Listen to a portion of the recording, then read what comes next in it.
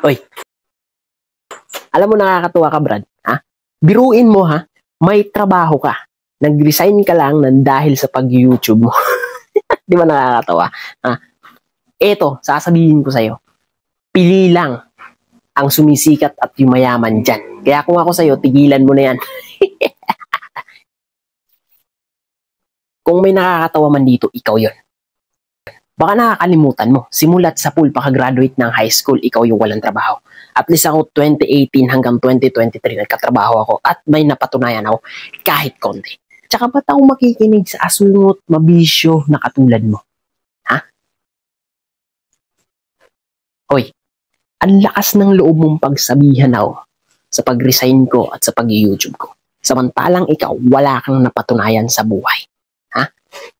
Para sabihin ko sa'yo, handa akong mamatay na tinatrabaho ko yung gusto ko.